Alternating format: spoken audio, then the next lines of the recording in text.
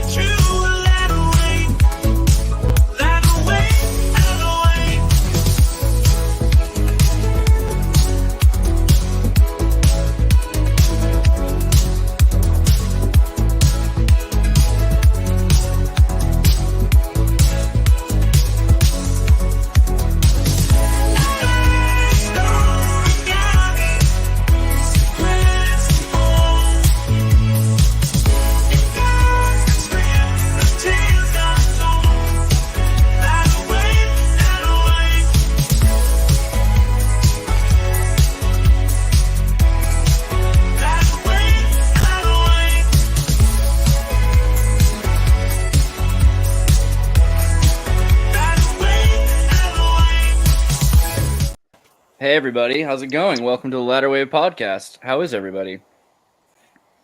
I'm really grateful I could have played it for 3 or 4 more minutes, and I was worried that someone might get a seizure. But yeah, it's a pretty fun music video. I appreciate it. Let me start by introducing Sherry Connell, Miss Kozekwe. Miss Kozekwe, how are you? Glad to have you here. I am well, thank you. Miss Kozekwe is the grandmother matriarchy.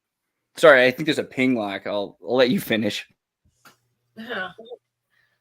Miss Kozekwe nin digo Ojibwe mo adik songab nin dudam, which says, I am the red woman, an Ojibwe person from the Adik, which is standing reindeer clan. And that's my title as the chief grandmother of the Pembina Chippewa Indians. In my day job, I am a licensed clinical social worker, psychotherapist specializing in trauma, working with intergenerational trauma of Indigenous and other peoples, including first responders and military. Been around globally dealing with incidents around the globe. The one that everyone's most familiar with is the Gulf oil spill that happened. It was my job in that to help deliver the death notifications and support the family of the people that died in that Deepwater Horizon incident, and help the families of the survivors and the survivors themselves. Wow. So a lot, actually. That's important. I think we need to go into trauma. We need to talk about epigenetic trauma. That's something that will come up tonight. Let me also introduce Midegah David, Chief. How are you, sir? Yeah, I'm super. I'd say Anin, just I see your spirit. We're a sacred people. Ginina Nana Bojos, creator working in your life. Midegah Ogichi Datan and Digo Ojibwe Mong. Adik Sangab Nindu Dam Miniwakan Nindun Chiba. I am called the kind man of the Ojibwe people. It's what they named me. It is what it is. And I'm not always kind. Heck, I was in the Marine Corps for 14 years, so I don't understand it. And I was a little bit of the abrasive Marine. So, but I'm trying every day. I come from the Caribou Dudum, but east of the Great Lakes, they're called caribou. West, they're called the reindeer. These are the great deer where both the sexes wear antlers, and that's kind of a sacred thing for us to remember, the sacredness of the mother, and that's something that's core and critical to the Midegah way of living. And I come from a place called Spirit Water. This is a place where my ancestors were buried. Now I can also say, hey, I come from other places because I'm also the grandson of pioneers. But I honor those that I know that are buried here from after the flood and from before the flood. And so but we have a double meaning when we say it's called Spirit Lake. But we also know that we're all from Spirit Water. Every single every single one of us were baptized out of our mother's womb. And we share that equal baptism into this world. And anybody who would be curious to learn a little bit of Ojibwe, go ahead, and I just want to plug this. It's ojibwe.net. Yeah. And it's an authorized place. It is free. It is free. You can go there and you can try to understand the spiritual meaning of making sound. And if you can't make sound in a spiritual way, the kindest thing you can do is be quiet. I really, really love this website. I just was looking at it, and the fact that it's set up free as in speech, not just as in beer, that people have access to words and that they can learn these things is so important for so many reasons. For one, I never had access to Ojibwe. I never knew any of the deeper meanings behind words. I've seen some other languages where I'm impressed the depth of meaning behind something. We often translate it into English and we miss a lot of the depth of the translation.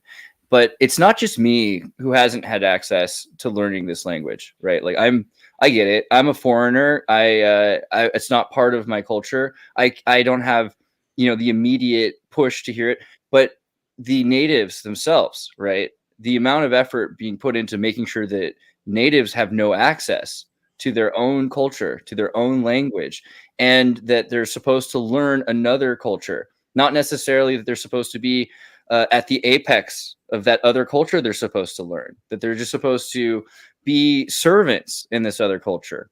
I don't know how that makes you feel. It doesn't make me feel very good. It's tough. When I became a headman in my clan, which by the way, there's different types of chiefs. Right. I say Ogima. There's the traditional, which comes from the Dudems and comes from the Nehiawat, which is the blood confederations between the different families, and there's 7 major families. Interesting, the Book of Mormon, there's 7 families. Right. And there's also treaties, and the signatories, the descendants that signed those treaties. That's a treaty chief.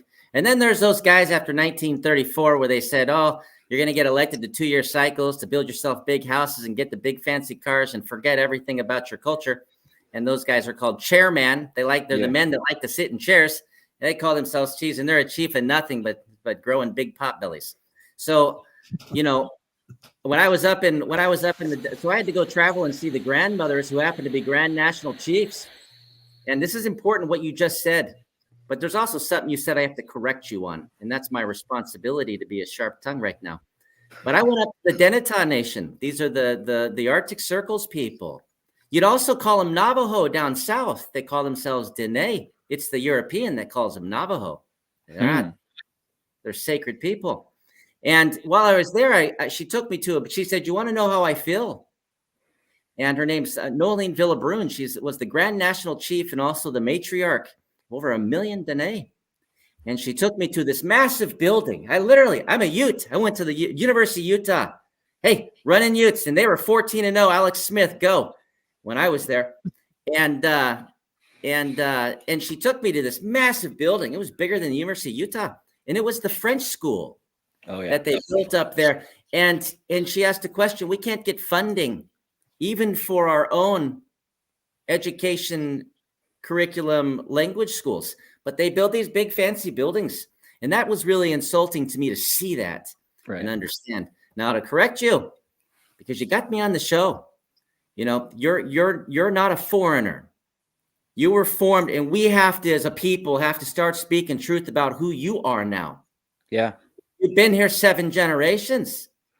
You were formed, Andreas, in your mother's womb. Same womb from the plants and animals she consumed from that land that our ancestors and yours are buried within. You are now the walking earth of Turtle Island. You are now a part of our family. And so it's important for you to know who you are and to stand side by side, as they would say in my favorite song of my grandmother, and to equally put your shoulder to the wheel and push along with us as we return to the sacred things and away from the corporate things. That's 100% true. I think that's another major issue, is that the people who are enforcing this culture, this new culture that we're learning, this Babylon culture, I'll call it, it's not their culture either, right? It's this push to erase all of the world's connections to all of this. So we need to get back on track, and we need to see how we are all one family. I agree with that. What do you? One thing I want to say also, we talked about this earlier, is that you're not looking for validation or someone else recognition. You're just trying to present what you know and what you experience, right? Absolutely. Our sacred responsibility is to restore the circle. That's for all the children of the first father and mother to sit together again at the table of the human family. You'd call it a table. I just say table for you. We'd say, let's sit around the fire and be warmed equally by creation. And that's our responsibility, is to bring you back together. Now, granted, it's been a long time before we can have a voice. It's been a long time. And so we're not seeking validation. We don't need anyone to tell us that we're okay to share our history. We don't even need them to take our sacred scrolls and validate if they really came from our ancestors, because we know we're sharing the same songs that were sung orally generation to generation, which are teachings. And so we're not looking for any of that. And what we're doing is we're to help our brothers and sisters, which you are, to sit at that table. We have to empty our glass and to grab the drops of water you have in common with us, and to acknowledge them that, yeah, you're telling the truth on that. Because if we do that, then you're more likely to be a willful participant in what comes next, which is put your shoulder to the wheel. We have to push along. It's time for us to go home. It's time for us to restore the human family. And there's, as much as you like to stack bricks to make buildings, your body is a vessel that carries a spirit, and we need to bring those together into a sacred building as well. So you have a foot in one world and a world in the other world, right? So you're able to see kind of both sides of it. Do you want to maybe give a couple examples of how you saw this tie together? Yeah. So I was a kid. I was a teenager, and I'm in a community that, listen, Lewis Clark Valley, Nez Perce County, as a kid, and even going back up through Montana and over to North Dakota, you're going to have two groups. There's no diversity there. There was white oil people and white loggers, and then there's Indians. And if you're an Indian, most of the time they call you a Mexican. Okay. Wow. It's just the way it is. And so this is number one, the community. Now, the love I felt in the non-Indian community was in the LDS church with my mother's parents. And this was family, unity. You're special. You have a pre-existence. You are here for a purpose. It really starts with the family. Starts and ends with the family. How great a love is that the Creator gave that to you. And then I'd be over at the reservation with the elders, going through the purification lodge, understanding the importance of remembering the womb, of remembering our obligations, how important water is, breath, how important breath is, and where it comes from. And why? Because, staring at an open sky lodge at the stars, and the elder says, the light from that star that's touching your eye is unbroken back to it, but it's more there than here. So is your spirit on a Shinabeg lowered. You're an Ojichagwan. You're a spirit in a vessel. You're sacred. And you're here to Ojibweas. You're here to walk a vision with the family of creation. We're in a house, a large house of 6 directions. But you have to remember the 7th and 8th direction. No one knows that. I say 6 directions. So I saw this as a teenager. This is strangely similar. This is absolutely bizarre. I didn't know how similar it was until graduation day on boot camp, until I was in the San Diego temple. Wow. And then I said, hold your horses. And we can talk about that when you're ready.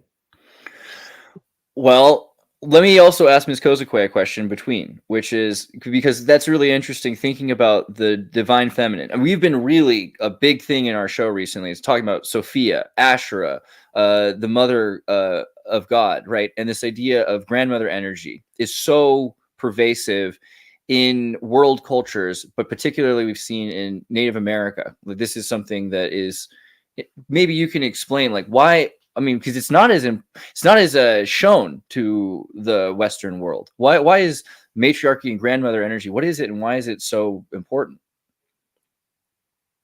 Well, this is a story I like to tell, and I learned it from an elder with the eagle feather. Okay, sometimes the way to understand it, eagle feather. Okay, there's two sides to the eagle feather. There's the thin side, which is the feminine side, which is the guiding side of the feather. And there's the thick side, which is the male side, which is the doer side, the implementation, the part that supplies lift or descent. So you think of a plane aileron, right? It goes like this so that there's a balance, that this guides the direction and this provides the lift or descent. Okay, so male and female. And in between that is the 7 grandfather teachings, which holds it all together. Okay, because without this, these things fall apart. So it takes 3 components to be in balance: the feminine, the masculine, and the 7 grandfather teachings of how to live a good life. Wow. Without any of these 3 things being in balance, the eagle can't fly. And you see that in our culture today because, as my elder put it, the men have done a lot of descent and they have lost the guidance of the women. And because of that, you see the chaos in the world today. As he put it, the earth is scorned because the feminine isn't valued as equally as the masculine. It's not that one is better than the other. It is that both have to be in balance, for the airplane to fly, but in our culture, for the eagle to fly. And if any of that isn't working together, then you have chaos. And that's what you see in the world today. Right. And it is our belief that unless and until the women take their place or are aided and supported in taking their place by the male side, that the chaos will remain and we'll just continue to go on this downward spiral, just like a wounded bird. Everywhere I go, I see examples of women who have been told their whole lives, there's a heavenly father, but that's don't think about it too deep. Then there's nothing else. Like, you're the children of God. There's a father. Don't worry about how that happened. Don't worry about the heavenly mother aspect. And then more and more women are that I see who get to approach powwows and native culture are just incredibly fulfilled by the understanding of where they fit in reality. And it seems like the family is a major part of that. Yes. Go ahead. I'm sorry. Oh yeah. No, so it's interesting what you were saying. It does remind me a lot of like what we were studying about the sort of Hebrew divine mother, like with Dave Butler's books on that. And wisdom is the name of God's wife in the Israelite religion. Wisdom, Proverbs 3, wisdom, she is the tree of life. So I wonder, in your guys' culture, is there any sort of tree connections to the mother? Yeah, she actually named herself. So this is a story when you say, oh, hey, we're the crazy Christians that say that the first people walked on the North American continent before the flood. Well, you're not wrong, because that's what we believe too. That they were formed from the red. I'm not even, hey, we're not asking permission. This is just as what we believe. And we've been professing it amongst the 7 families for quite some time. No one listens, okay? So because you tell us the name, what does Adam mean in Hebrew? Well, you're like red earth. Well, we say that the first man and woman were formed at the red clay over on the East Coast. That they stood up and they stared at the sunset because the earth went another direction back then. That they then turned around and they saw nature. I was pretty shocked by it. They'd been watching water. They turned around and saw the green. And then they saw the great deer, which is why my Duda means so much to me. That deer that shows the love to make the trails. This is important to understand. And when they spoke with their creator, we share some things in common and how that went. The creator told them, you're going to go name everything. You're the highest in creation. You're the chief of creation. You're the protector, the safeguarder. The masculine, you've been given strength and endurance to provide for and protect creation. The feminine, you are you set the direction. Hey guys, hey, we know we got testosterone. We're strong. Our strength is determined by what we can, do, right? And we judge each other. I'm not as tall as Dave Butler, okay? So I can't reach the apples that he can reach on the tree, right? Someday I'm going to build a treehouse on Dave Butler, though. Now listen, what's the strength of the mother in the enduring generations of life, right? So when they went around the world and they named everything, they came back and said, we did it. And there's a song about it. And the creator said, well, I made you too. So name yourself. And the man, he called himself Kindness because he had given sound and purpose to all things. And I'm honored to carry that within my name. But anybody who goes through the Midegah Lodge calls themselves Midegah as well. Now the mother, she said, I bear fruit like the fruit tree, but my fruit covers the earth. Ode Amin, the fruit of life. We still call the strawberry that because the strawberry covers the ground like human life. Now, she's sacred because we know that there's a spiritual and a physical. And before they came into the physical, this mother had done something with the tree and fell through the roots to bring us to this lower world, right? To bring us where you'd call this the story of the sky woman because we used to not be here. We used to be somewhere else. And then we're lowered here as spirits within form, but so is all the creation around us. And if she's the mother of life, you'll see many tribal women that call all their animals their children as well, because they look inside of them and they see a heart. They look inside them and they see an Ojibwe, a spirit within. And if you've had a horse or a cat or a dog that's been close to you, or even a little ferret, heck, you know what I'm talking about. That there's something in them that can connect with you, that they only act the way they are because of generational trauma and fear, because of what the men have been doing to accumulate things, right? She used to restore and keep balance. She's the one that gave the teaching of the Sema. We call it tobacco. Hey, my child, you can't take something unless you put something back. And you didn't have a lot. So you had to act sparingly and with restraint because other life has a right to be here as well, right? And so that's why we say that she's the mother of all life and creation. We're not ashamed to talk about her.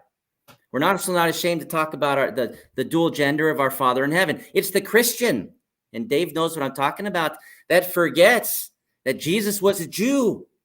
And if he was a Jew and he was God, then he knew what he taught the Jews. And he taught them that you're both masculine and feminine, your creation as well. So live in balance with each other. There's a pretty funny thing, actually. Just in case anyone ever wondered, BBC just proved the world did used to spin backwards. So there's that. Anything that they said that to the Jesuits in 1640s, and they thought we were crazy. Oh, of course. Well, they probably hid the facts at very least. And then we brought out our scrolls, and we said, because they brought a black book, and we said, hey, we've been waiting for our brothers from across the water. The great peacemaker told us.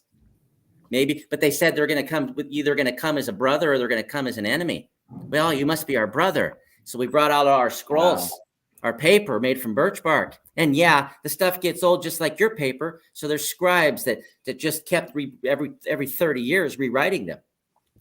And they read it and they said, this is verbatim. The Jesuits in 1640s in Sault Ste. Marie, what we call the Garden, Gitchigidigan, the Garden River. I wonder why it's called the Garden River. And and they said, hey, you're going to make a new Bible? This is of the devil. Started burning things. So we said, whoa, we're going to take a step back from these people. Yeah. It's crazy. I mean, just thinking about the Jewish connection as well. Like one of the things we've seen is that the Jewish history has raised Asherah, the wife of God, a lot as well, and the destruction of the idea of the Elohim as a family or the family of God. So it's everywhere. There's a cultural shift to erase the family. Do you think that that's something that was intentional? Like that this is something they knew they could destroy the native cultures with? Well, it's destroy human culture. It's Right. Listen, if you act borrowing credit you can never repay, which is what we do when we take from this earth for the generations 7 from now, right? When we do that, then you are removing generations from existence. You're removing the children of the mother of all creation.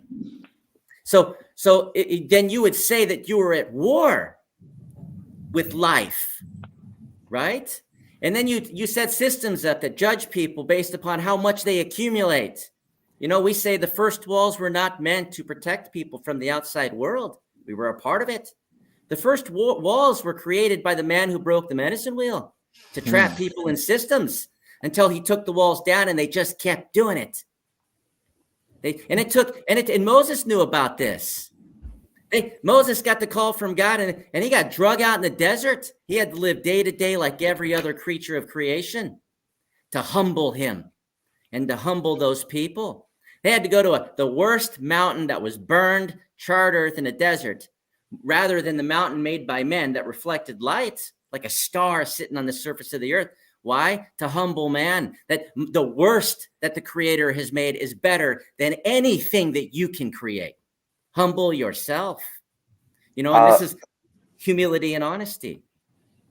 I have a question. So, what a lot of people have actually been asking since you've kind of blown up is who exactly do you guys trace your lines to, right? Because you mentioned some stuff that sort of seems like it's the Mulekites, some stuff about the Jaredites, the Lehites, right? And then there's this other guy who's another chief for the Ojibwe that contacted Wayne May, the Book of Mormon geography guy, offering to translate the Michigan tablets. His name was Brian, I believe, from the Serpent Mound Reservation, I think. And he mentioned the tribe of Zebulon, and he sort of made some comments about there being multiple migrations, maybe some stuff we don't really know about. So are you guys sort of a mixture? Because we don't really know everything that happened, right? We have the Book of Mormon, which is a small portion of the history. What's your account? Well, we had to do this really abridged here. But, you know, there are 7 major language families, and each of those start with the flood. And the first story that one of our chief elders shared with the rabbis, the very first one is, you know, our first migration came in after we tried to touch the Creator after we made a mountain. And so we walked into Turtle Island, North America, back where we began. And then we had migrations that came in from the East Coast that came through the St. Lawrence River. We had migrations that came through the Caribbean into the islands. And then the great peacemaker met them, but they took it in another direction. It's the Aztecs, and they migrated. You have those that came in from the West Coast and is it just me, or am I hearing a data problem? Yeah, Dave, you're kind of glitching out here. Yeah, maybe Dave, you might want to re-log into the stream. You might want to refresh the window. Can you hear me, Dave? Here, restart the window. We'll have you come right back in. Let me make just a very brief comment. I really appreciate, and Ms. Gozikwe, maybe I could just make this observation to you. I really appreciate this telling of the story of Ode Min and Midegah, and I appreciate both the story about both of them. With respect to the story about Ode Min, I think it's interesting that, and it's underappreciated, that the Hebrews say something very similar about the first woman. So they say that she gets named twice, and the second time when she is named, she's called Eve, is what the English Bibles say, because she is the mother of Kol Hai, and Kol Hai does not mean all living humans; it means all living things. And so there's this idea that that her life covers the earth, that in some sense she is the mother of everything. Right. and this is also, I think we missed this. This is also in the Book of Mormon. It's in 2 Nephi 9:21. Jacob is talking about. He says he talks about the family of Adam, and he lists who is in the family of Adam, and he says, man, women, children, and all living creatures. I will tell you that middle-class white Mormons in Utah, this is not usually how we think about it. But that seems to be clearly what the Book of Mormon says, is that the first woman is the mother of all living things. And I think, Chief Midegah, thank you. That's a beautiful thing. And if I could say, the other thing that I think is really beautiful and true and important in your telling, and you've come very close to explicitly saying this. So let me just make the last connection. If the first man is named Mideh, which is kindness, then I think we should understand that he's maybe the founder of the Midday we win. That he is the creator blessed the first man with the spiritual gifts and the powers and the healing abilities to bless all of his descendants. And I think that is a beautiful truth. And I thank you for saying it. He taught them how to live in balance and harmony. And it started with understanding who they are. And what is your greatest gift? Well, if the greatest gift that exists is life, then your responsibility is to ensure the generations of the mother endure. And how do you do that? Well, we asked the great peacemaker when he came, who obviously had the same conversation with humanity that he had back when he made him. And he said, where was your heart made? It was made in the mother's womb. What's the first sound and experience that all 6 of us here felt in this earth? Your first experience, if you could dial it back. Your mother's heartbeat? Your mother's heartbeat, the first feeling you felt. Hey, you get the gold star. Now, the third thing you felt was, wow, that's inside me too.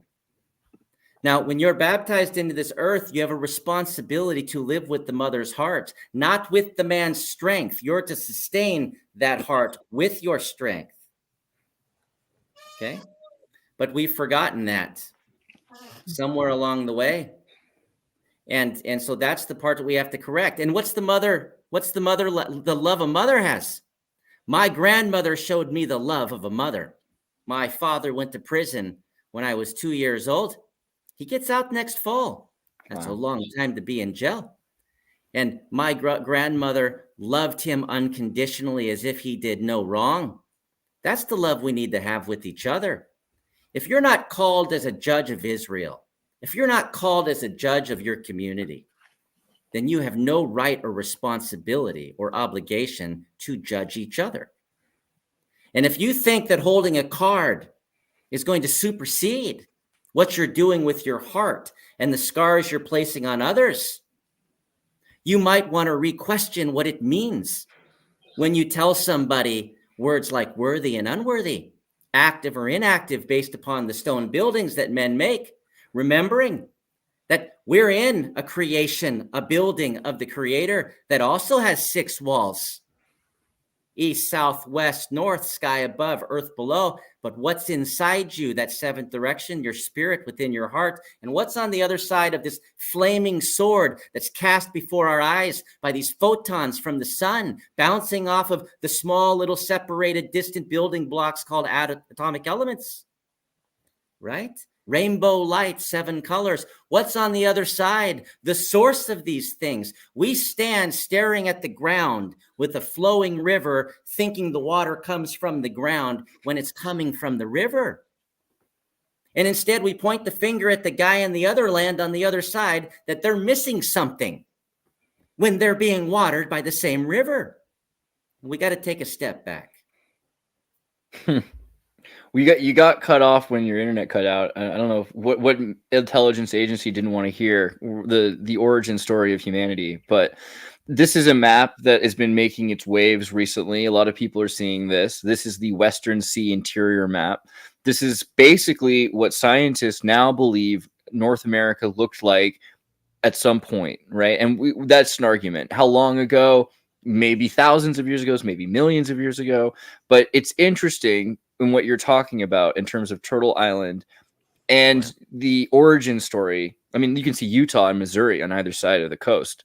So I wonder, does this play into anything that you think of? Well, let's consider that, as they try to say that they can go from Rome to, walking on foot on the Silk Road over to China, but we couldn't zip down the Mississippi to the Yucatan faster than you could get from Spain to Rome. Well, you guys invented a wheel, but only as a calendar, right? That's what Europeans say. Ridiculous. It's absurd. It's insulting. We don't even have paper. Where's birch bark first found? They say China. They've lost their ever-loving minds.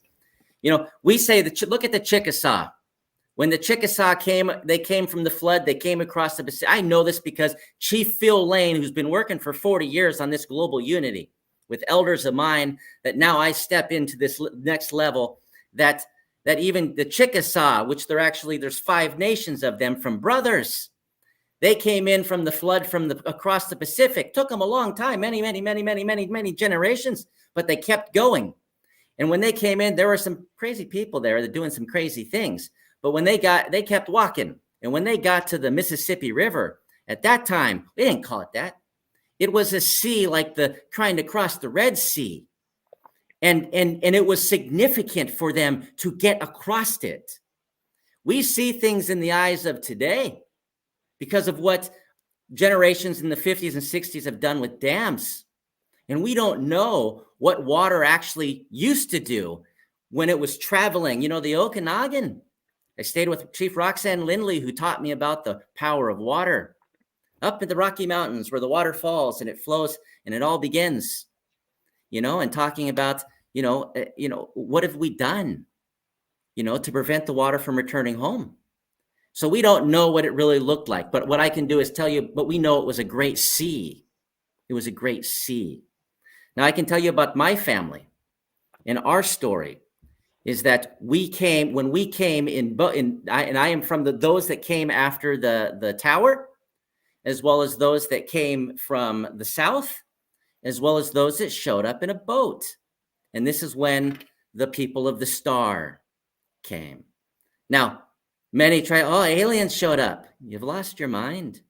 The only aliens that have ever showed up, you might call them angels, right? They look like us. But these were regular human beings that came into a boat that froze in the waterway that enters into the Great Lakes. You'd call that now the St. Lawrence Waterway. And they came to the trail to the Garden River. These were trails, freeways. You say trails are just in dirt. No, they're not. Trails are also rivers. That was our highways. That's why the British took them over. And they trapped our movement. Oh, yeah. The boat froze. Yeah, the boat froze in the water, and I'm gonna explicitly say something. The boat froze in the water, and for 30 days, an entire moon cycle, the Anishinaabe circled around this bay, and until it looked like a big ring of fire, and then surely wondering who's on this boat. Number one, and number two, are they coming here to go to battle? Or are they coming here why are they here? And then one morning they walked off. And it was elders with 3 children, with a boy and 2 girls. And the elder took antlers out of a bag, a little tiny pointy antlers, and put them on his head. Immediately, the Anishinaabe knew, go call for the Ogima of the Adik, the deer family. They run the trading routes. They make the peace between communities. Surely this is some community from far off that knows about them because they knew enough to put the antlers, which is saying, this is who I want to speak to, and we come in peace. And it's because of that the little boy was led with these elders through our communities and reestablished the Mid-Dew Lodge that had been lost, and we were not living in a good way. We were living in a bad way. And this little boy had been taught by these elders. Okay, he was very much a king. But his sisters were sacred. They were called women of the star, or star women, because they descended matrilineally back to that first mother. But don't all women matrilineally descend back to that first mother if they remember who they are? And when that happened, they were left and made a treaty agreement. And that's why we got the 8-pointed star. They drew 2 sticks. Then they overlapped the 2 sticks. Then they drew lines on the directions. and it makes 2 overlapping stars of David. Wow. That's the symbol of the Midday we win, the path of the heart, of kindness that was restored to us, the teachings of the lodge from the first father and mother. And those 2 girls were given to the children of that deer chief as a blood alliance, a Nehiawat. And then the Adik Dudem, which is my Dudem, became the only Dudem that was matrilineally descended, even to the very day that the English showed up and they found Utinawasis Adik Sangab, her sister Machikwayans Adik Sangab, her sister Tekomigud Adik Sangab. The names meaning woman of the star or the sky in Assiniboine, in Cree Ojibwe, and in Anishinaabe-Moan. And because they had come from these lines. And that's why we carry this story. Now, if you know that, we tell this to the rabbis over 2 years. They're talking with me. And I'm telling the story of who we are, and I'm drawing signs and tokens and symbols and communication. You know, people forget that Zedekiah had a son and 2 daughters equally accounted for. They forget the daughters are recorded in Egypt as popping up and then disappearing. They forget they're even recorded as popping up in Ireland. Then they don't know where they are.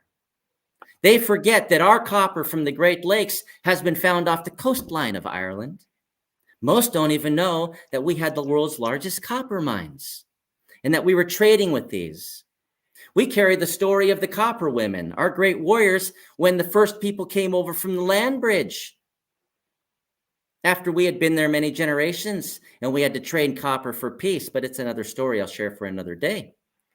So, you know, if we look at that story, you know, then we would say, well, then there was already people here that had already had some sort of economic unity north to south. And then there were those that showed up that taught a spiritual unity and a direction. And then it spread through the entire continent. And the remnants of this are found all the way down to the Yucatan.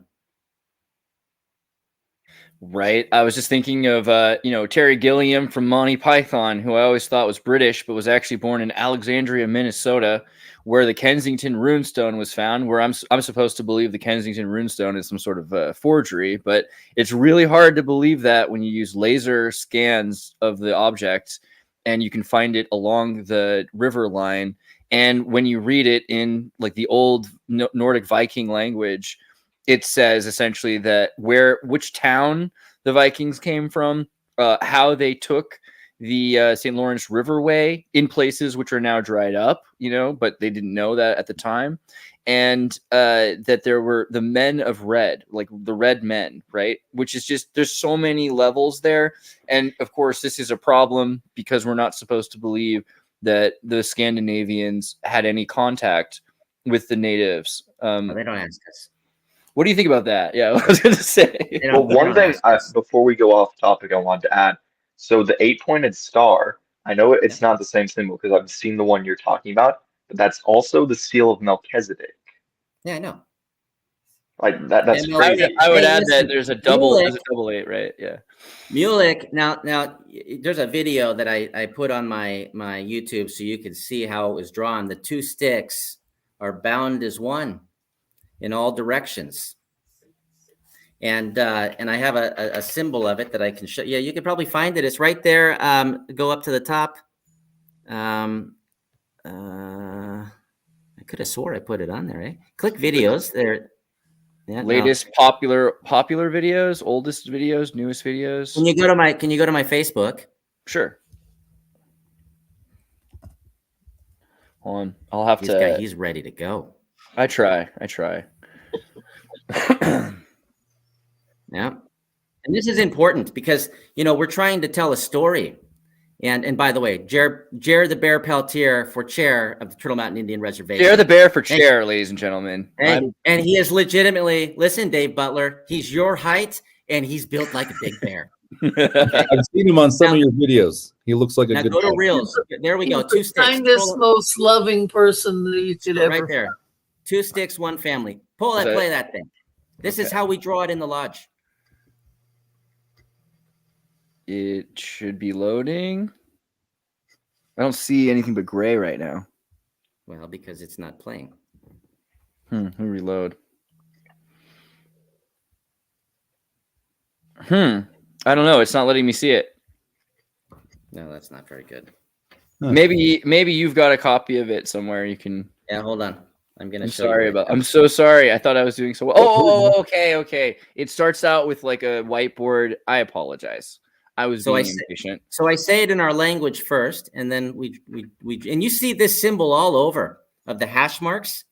There's a reason. Yeah. Oh wow. This is how we draw it. This is where it came from. This was the blood alliance that we made. This is the symbol of the lodge of the Creator's teachings, where you learn about yourself and the first mother and father. You are under the same privilege as the first mother and father upon this earth. Yeah. Can you go more in detail about the lodge? Yeah. So when you go into the lodge, you're going to become the first mother and the first father. You're going to become the embodiment of, well, first you're going to go through the purification lodge where you return to the womb. We got to go back in time now. You got to understand the importance of breath, the importance of water, and then you can move into the teaching lodge of the Creator's house. And when you go in there, you're going to learn about you're from a pre-existence. You're a spirit that's lowered, and then there's already a lot of things going on here. The animals are talking about you, and you experience these animals communicating on who's going to be your teacher, who's going to be your guide. Each one offering something. Now their generations have forgotten because they're living in generational trauma. They need some therapy too. They need a Miss Kozikwe to help them out. And then you're going to move through rooms, 4 rooms. And in these rooms, you learn signs and tokens that'll help you along your way. How to communicate with the elements, how to communicate with the animals, how to communicate with the plants, how to communicate with each other, how to pray with your Creator. What these symbols actually mean. We have something in our hand, you don't. So was Joseph able to share the whole story if we still have a little bit more in that regard? Was he supposed to die? Was the Nauvoo temple supposed to burn down? These are things to reflect upon. And I'm sure the Jews reflect on that as well. Was the first temple supposed to burn down? Was the second one supposed to be torn down? Getting off the point. In the end, when you walk out, you take upon yourself the name Midu. If you're a man, you take upon yourself the name Ode, heart, if you're the woman. And then you live your life as they lived their life, because that was their prayer for you. That was the song they sang for you before they left, was for you to remember.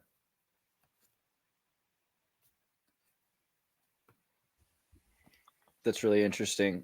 The more I look at the map and I think about it. Oh, sorry, Chad, go ahead. Is your question? Yeah, so back on that topic, because I'm not sure if I heard it from you or when I was watching Shane Baldwin's stuff, but there's this idea among natives that they'll be like, oh, Joseph Smith stole his temple rights from us, the Native Americans. I've heard that. Yeah, there's only like, listen, I've actually reflected on this quite a bit and talked with a lot of, now listen, at the same, like it was 1823. Okay. Now everybody shoots fireworks off because of 1776, having no idea their constitution wasn't written until 1789, having no idea that if they can be so happy about that, we can be so sad about some sad things. At 1823, they created the Bureau of Indian Affairs under the Department of War and said, we're going to get rid of them. We're tired of these agreements. We don't want to recognize them as nations. We're going to get rid of them. We're going to move them all west of the Mississippi River. That's stage 1. We'll talk about the rest later. And at that same time, within our oppressor culture, and then by 1830, it's underway. It is hundreds of thousands of people being moved. And don't think the Trail of Tears was just about the Cherokee, who are Haudenosaunee, by the way. And the American likes to break people up into different groups to make it seem not so bad. The 5 tribes of New York called the Haudenosaunee, the Iroquois, the Tuscarora in Virginia, and in North Carolina, and the Cherokee are all Iroquois. They're all Haudenosaunee. They were the whole West Coast. But also the Potawatomi, the ones who kept our fires. They were Ojibwe who kept the fires at our treaty points between the nations. They moved them to Oklahoma too, which broke our peace agreements because there was no one to keep them, the fire keepers. They made them walk down to Oklahoma too. This 1823 to 1830. So at the very time that we were about to go into genocide within the very population of our oppressor, somehow magically in a small little group who happened to be a relation of mine, it's totally crazy, that our teachings were safeguarded or started to be taught by a young boy, a young man. And as a grown man with children, and I have had a son who's 21, that I understand this is a child, but he's talking of things that nobody else in the world was talking about other than us. That, hey, did you know that we're spirits lowered down? Did you know we're spirits in bodies? Did you know da da da da da? Did you know that there's a temple? Did you know that this continent was the continent of Adam and Eve? And oh, by the way, I was ordained above the cave where their bodies were placed before the flood. So we know where this is. That's another thing. It's not a dispute for us. We don't have to prove ourselves. We can take you to the gravesite. So, and so this happened. Now, there's only a few things that, if you look at it objectively, okay, because they didn't add anything new. Now, the Kirtland Temple was built by, so we're going to go two directions here. The Kirtland Temple was built by Artemis Millet. That was a grandfather of mine too. And Martha Smith was also there, and that's a grandmother of mine. She was Joseph Smith's first cousin through his uncle Azazel Jr. And who came? Well, he didn't say anybody from this continent came. You know, the Book of Mormon. I got this record of Jews that were here. He didn't know about us. You know, he didn't know that we had the story of the people of the star. He didn't know that. Well, just hold on. We'll get there. I know what you're thinking, people listening. How does this fit together? Even there, he had Peter, James, and John, and he had Elijah, and he had Moses appear. Those with the keys and authority from the other continent came over to give them the authority to operate on our continent because we already had our own keys. Oh. When Jesus called his apostles over there, he came here. He didn't say, hey, I want you all to just wait because I'm going to send the 12 from across the water are coming. No, he called 12 apostles and 12 teachers. Now, we know 3 of them that they endured. Well, so what was taken away, right?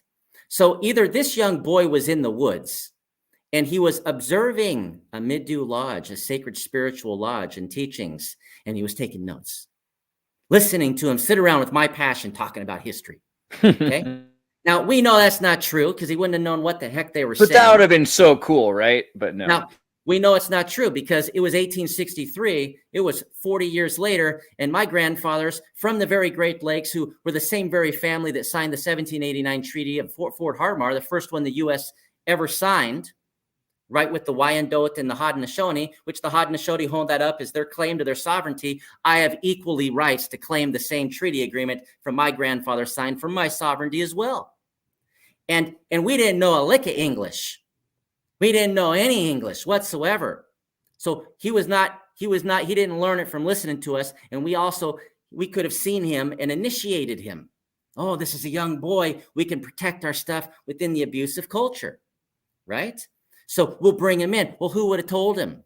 Who would have talked to him? Who would have communicated to him in a way that he could understand?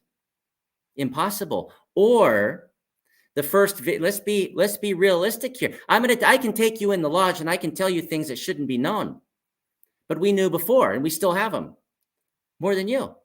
So maybe it's true that he went into the woods and he said, hey, and the great peacemaker appeared to him and said, hey, and within the very culture that was going to destroy us, our things were safeguarded that would make them special and peculiar within our lands so that we would go through a 170-year genocide that didn't end until 1978 in the U.S. And you say, what are you talking about? That's when they had the laws passed that protected the Indians' right to raise their kids, the Indians' right to speak their language, the Indians' right to speak their culture, the 7 grandfather teachings, which are no different than the 7 Noahide laws, but everyone let the Jews share those. The ability to protect your women from forced sterilization, where they admitted they forced sterilized 60% from 1960 to 1974, right? The ability to go into a hospital, right? Like, so that when the little that are left that are gone through generations of boarding schools, that there's on the continent the same practices that were occurring before the genocide happened. so that when we stand back up and we say, hey, we know who we are, and we're going to talk about it now with my generation, which doesn't know any of that nonsense.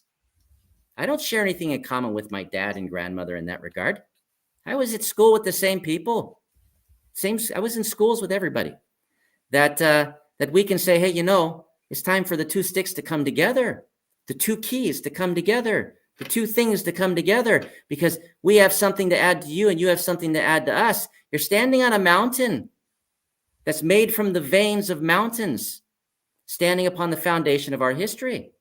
We're standing with history and no ability to do anything without your help, right? So this is the way I look at it. There's only three ways. There's no way he could have magically just figured that out.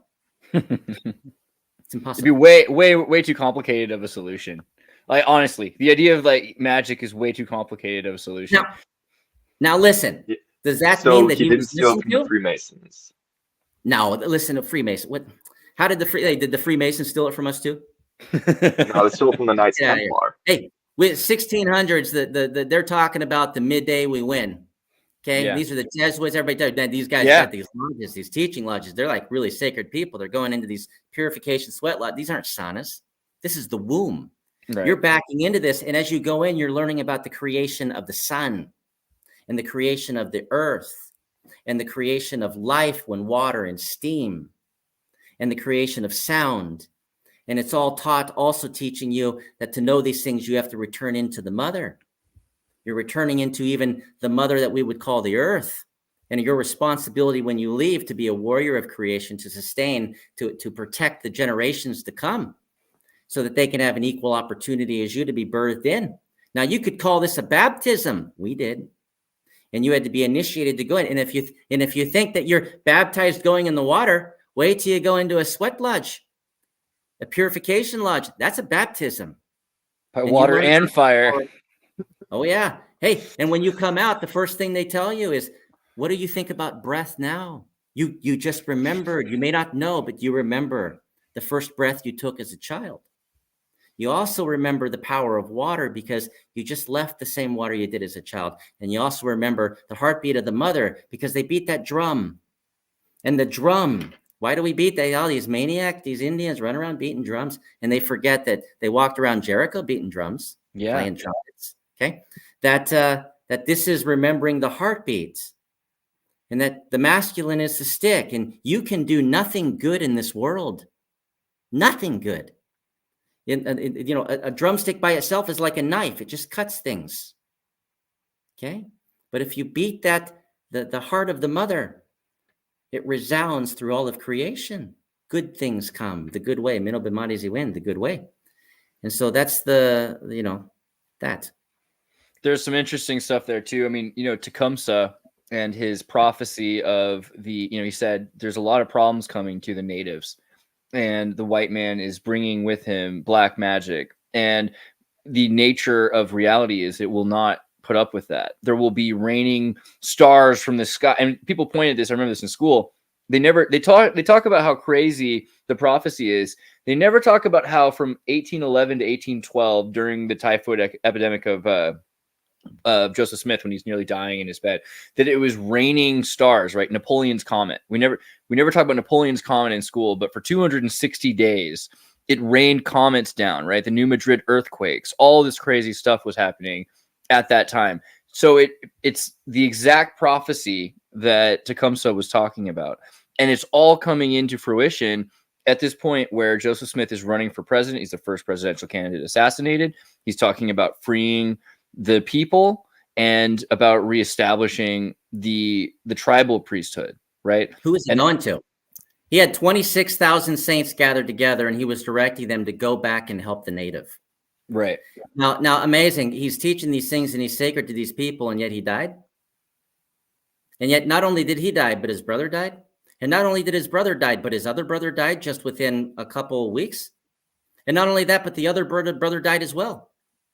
Oh, but they're surrounded by 26,000 people that support and defend them, right? No, we know that can't be true because we look in our own communities today. There's division everywhere. Why? Because there are those who see themselves as strong. My strength tells me, hey, I'm taller. Dave, I'm sorry, I'm going to poke at you here. I can reach the higher apple. Why am I sharing it?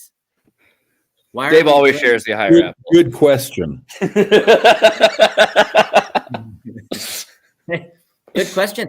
And so, we say that what he was trying to do, could it be fulfilled without us? Did he have keys that were greater than what we had from the other land? What about the keys we had, and were we ever able to offer them as brothers? We've been waiting for the white brother to come and sit with us in the circle as an equal. In 1920, we formed the Indian League of Nations when the United States formed the United Nations, the first one, the League of Nations, and we formed our own. And as one voice of North America, we came to them and said, can we be admitted? And the United States vetoed us and said, no. Wow. After World War II, we gathered again and said, they maybe just don't know that we're a nation. Maybe if we were a nation, they'd allow us to speak. And if we could sit with our white brother, then we will finally have peace on this earth, because we'll be able to influence them to willfully participate. That's how sharp our tongues are to reach into their heart if they will only listen. So we called ourselves the North American Indian Nation. A couple years ago, I ended up in a blog. Oh, he's starting a new nation, because I was reminding people of this, that James Suey, William Commanda, Bernard Commanda, the three main chiefs of North America, representing hundreds of tribal communities. They went to the United States, and they went to the front doors of the United Nations and said, let us in as one nation then. And the United States vetoed them and said, no. Have we ever been respected and heard? No. And will we, as long as we're begging them for permission to be who we are? But we have a miracle within them. There's a group within them who happens to be more prosperous, more unified, more spiritually centered. And yes, hey, anybody who delves in the land of corporations is going to have that money drama, okay? It's paperwork, okay? Hey, listen, grab a ledger in $1 billion, and keep it straight, okay? Every single day, I'm a programmer, and and I'm one of the best programmers. But every single day, I'm having to help the very greatest chief financial officers unscrew their big mistakes. So that's a Babylon side, okay? That's just the nature of the beast. But they're there, and they're there, and they're prepared, and they're ready to fulfill their great responsibility. And what is that? We know a time would come when the snakes would turn against each other. Within one community, how can there be two snakes? And do you not see it today with those calling themselves red and blue? Do you not see it today where they've drawn lines to where one side must wholly win over the other? That it's no longer okay to have a river between them that they equally share, that one must have the river and the other cannot, forgetting that both sides, and even to the point that they would bring their own destruction, right? And so it's your responsibility to remove yourself from, that's why you've placed stakes, and they called them stakes. That's why you have branches of a tree to give people a path back to the tree. You've been established within our land for these latter days, and you call yourselves Latter-day Saints, and we say, so are we. And so there will be a time where you have to fulfill your responsibility. And will you do it? Which we call charity, which is love, willful participation in lifting your brother up, because the Father has left you in charge of the house.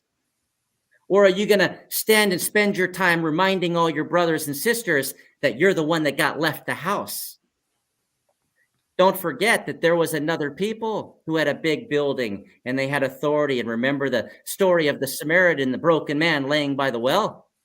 And who came? That priest from that house with that authority and responsibility and obligation, who said, you must deserve the place that you're in.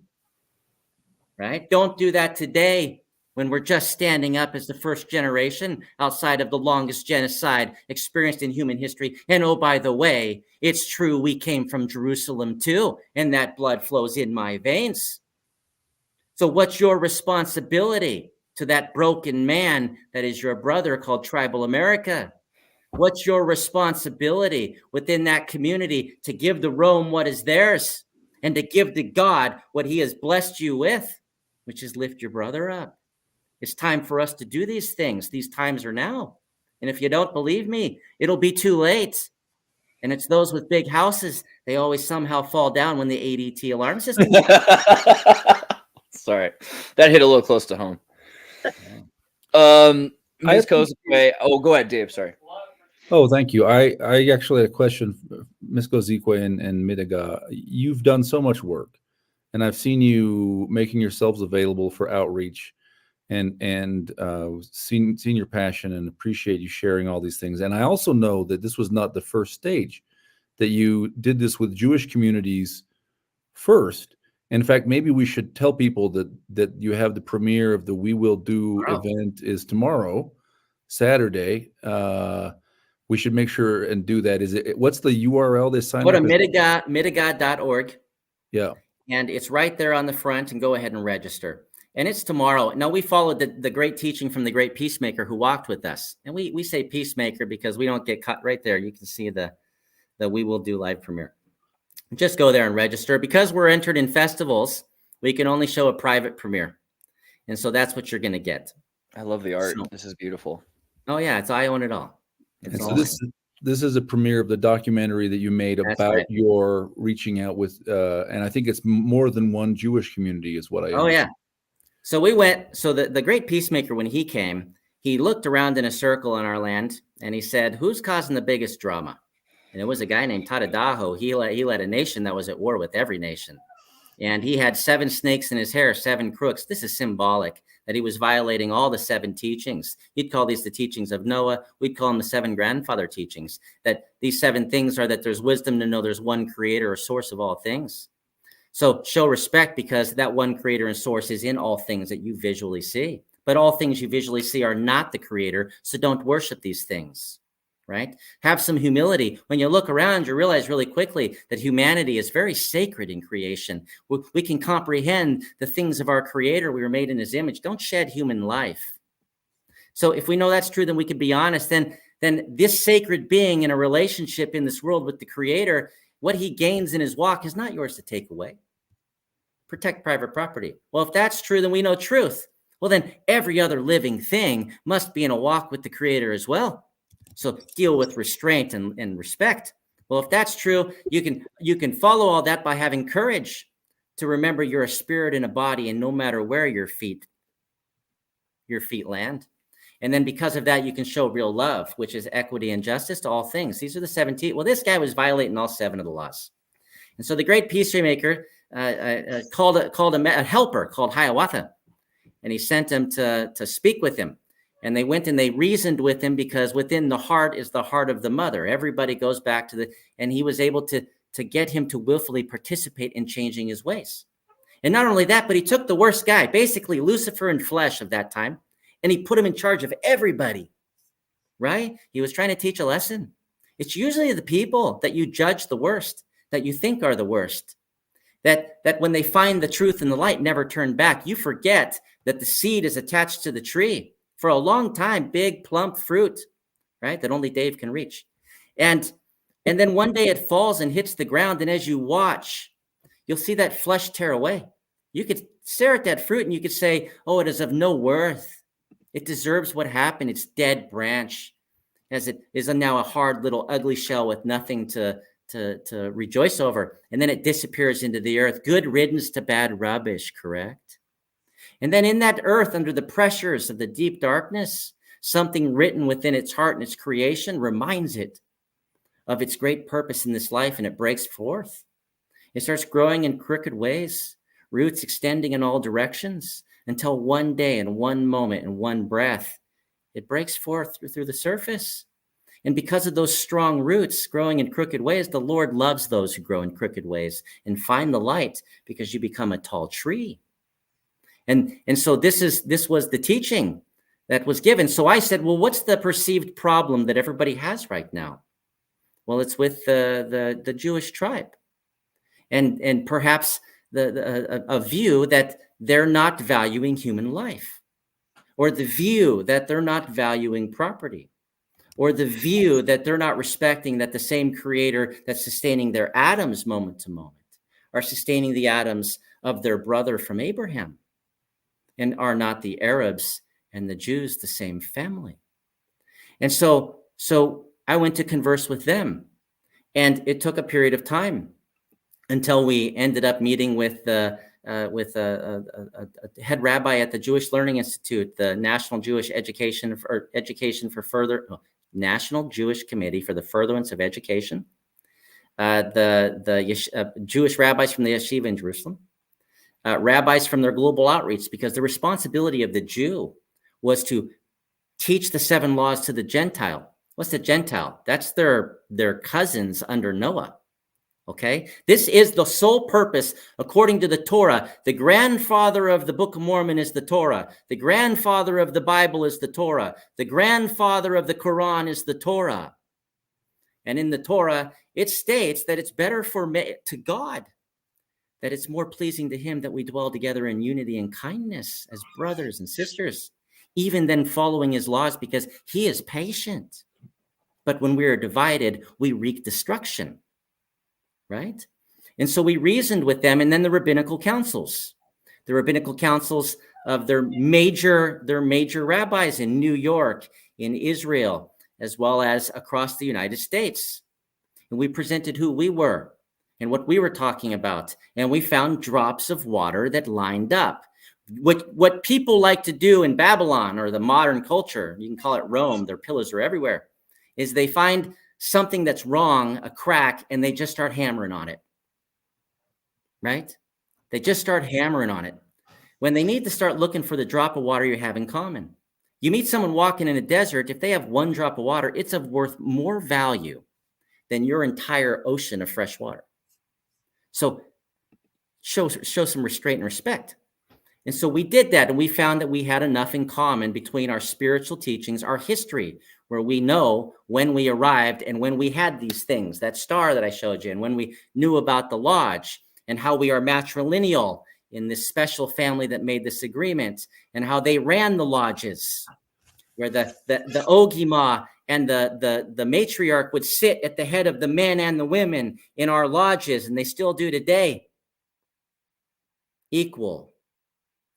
And they found that the thing that broke through was that our 7 teachings were the same as their 7 teachings. And this was a sign for when the tribes come back home. And who is it that the right that they have to close the door when the tribes return from exile? Are they not a tribe that returned from exile 1,000 years in Europe?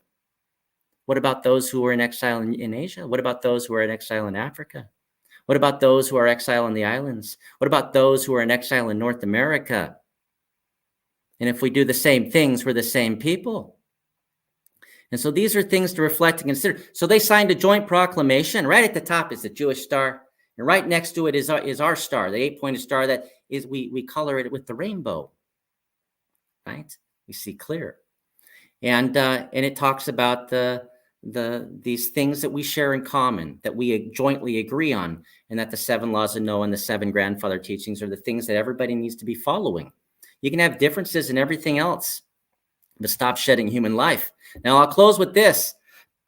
Everybody needs to be very careful and before they chastise an entire people because of the decisions of governments. The spiritual leaders of our people don't run our governments. In 1934, the United States, 1950s in Canada, before they didn't have the Constitution until 1980. I don't know what they were doing under a corporate charter, maniacs. But they even replaced our traditional and spiritual leadership and banned them from having any voice other than as advisors, and forced us into these 2-year election cycles where now we got the same politicians that you guys got, just in it for themselves. Bigger the pot, they get the title and they get a big pot belly, a big truck, and a big house, and the community gets a little bit worse. Right? And so the same with them. They don't control their government.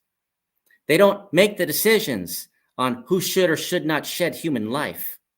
And they certainly told me that they chastise Netanyahu because you don't make children live in ash and rubble. You go in 3 days.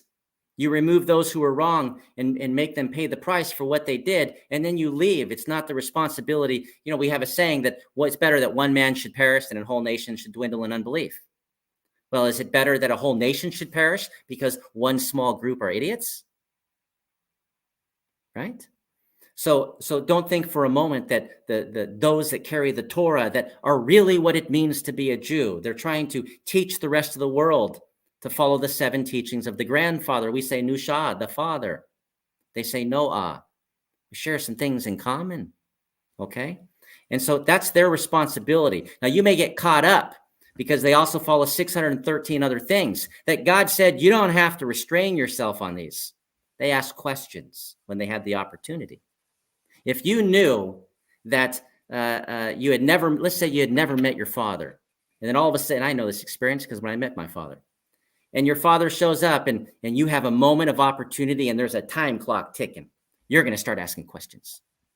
And because you love your father, when he tells his answers to your questions, you're going to say, well, then I'm going to follow every single thing that you would do because I love you. And he said, well, that doesn't make you better than the others. It makes you chosen because now you know more. You have a responsibility to lift them up and remind them of their obligation to follow the 7, which is yours as well. It doesn't replace it, right? And so these are things to remember and consider. What do you think about the great interlopers? Here's an article. The Smithsonian is apologizing for how it amassed its collection of human remains. Do you have any thoughts on the Smithsonian and, their efforts, right? Hey, I spoke in the Model United Nations in 2019 in Germany. That's a bunch of, it's the high school division, right? And they thought, oh, it's great to have Indian. Let me tell you that's pretty cool. That's cool. Good job. Indians are, and I stood up and I unloaded and showed clear, as we'd say in the Marine Corps. And I held nothing back because I was the voice of my father and grandmother and great-grandparents back to the tree. And I unloaded. And one of the things I pointed out is, the symbol that you see around the world of Babylon is this dollar bill with George Washington on. Oh my gosh, how could you say such a thing? He's a saint. I don't care. Slave owner, put that to the side, right? Let's focus on the other thing. He won the war. He was a British citizen who won. And this is important because it involves this Smithsonian.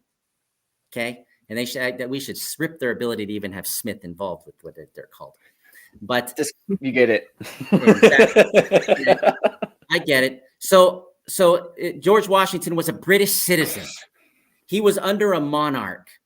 And that monarch made agreements with the peoples, the tribal peoples, and promised them that they were to be dealt with as nations, equal with any other nation in the world, even France or Italy or Germany. And so we fought against the rebellion with the British crown, that these were rebellious children. Now, after they had already won, the great chief of the Seneca, who had fought with the British, sent a letter, realizing it was over, to George Washington and said, we were only following through with the promise and the commitment our grandfathers had made. But now we see that you have broken off from your parent. It's time for us to make a new agreement. And just to prove a point, just to show how strong he was and send a message to all the other Indians, George Washington marched on the Seneca Nation. He marched on 28 of 30 cities. He pulled open his Bible and he referenced Jericho and he murdered every man, woman, child, and animal. And not only that, but he took the skin off the legs of the men of these communities and he dried them out and made waterproof leggings and told his men to wear these things to put fear into the hearts of the Indian. And these leggings are still contained within the Smithsonian. And I ask you, are there any skin lamps found in Germany today? Right. There are leggings found. And not only that, but we know from 1789 to 1920, only white man who owned land had any right or voice as a citizen within the United States. We know this, and they could say, oh, in the 60s, 1860s, they changed it. You didn't have the right to vote. You were a tenant. You weren't considered a citizen. And in that period of time, every one of us will say they were a genocidal, maniacal, white supremacist organization that sought the death and destruction of the Asian and the Black and the Indian, that they got their wealth upon the foundation of death, that the first image of genocide was in South Dakota, Wounded Knee, with women and children dancing in a circle to their ancestors to please intercede with the Creator for them. And they ended up in a grave and pictures of 20 men getting medals of honor that have not been taken away today. Do they still believe what they believed then if they don't take those away?